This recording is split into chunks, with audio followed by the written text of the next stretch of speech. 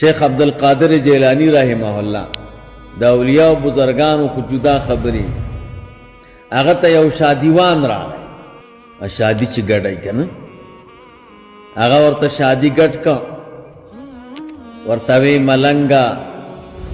روپۍ راک ویسه شي روپۍ در وی سیل می در باندې وک هغه ورته وی روپۍ نشته خو سیل به در باندې وک ویسه سیل برا باندې وک وی دا خپل الله ته خخک د خخکړه او شادی ورپسې وتاړه ورته وی را نږدې شه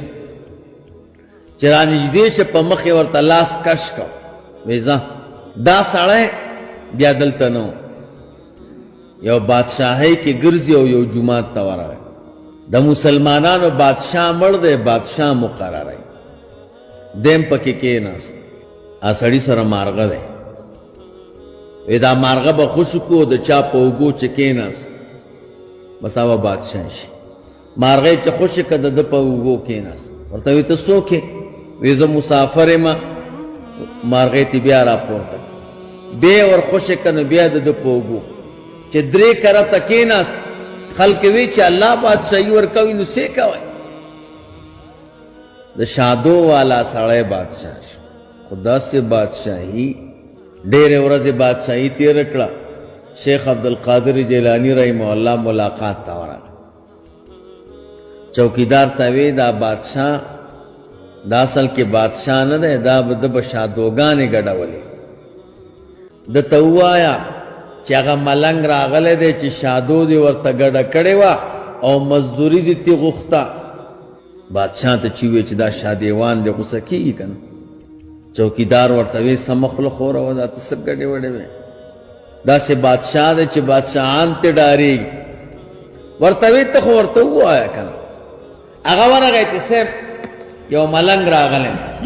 او وی چې دا بادشاہ نه دی دا شادیوان دی او هغه ملنګ راغلی دی چې تا به د هغه مخې ته شادو ګډول او مزدوري دې ترې غوښته هغه وی راپرې نه دی زما پلارم بادشاہ او زما نیکم بادشاہ منګ نسبي ټول بادشاهان او شیخ عبدالقادر جیلانی رحمه الله په څه طریقه باندې ورغی ورته یو بادشاہ ته خو بادشاہ نه ته شادیوان نه ما ته د شادو ګډه کړه او راته وی مزدوري راکه هغه ورته وی زه تا د سره پیژنم نه چې ته څوک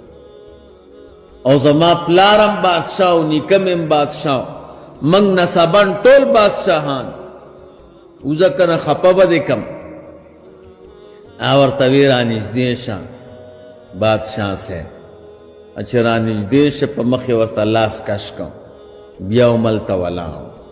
ورته وی دا د لخت او دغه د شادو هغه ورته وی د خدای دپاره دا دې را سره څه وکړه وی سیل مې در باندې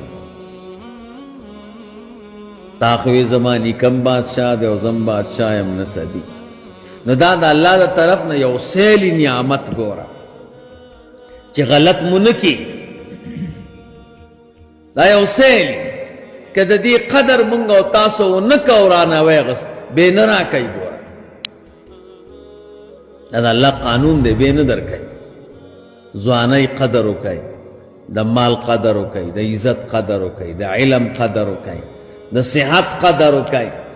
که د دې قدر مو ونه کو د الله ناشکري مو کړه چې رانه ویغسته بې نه راکوي بس ختم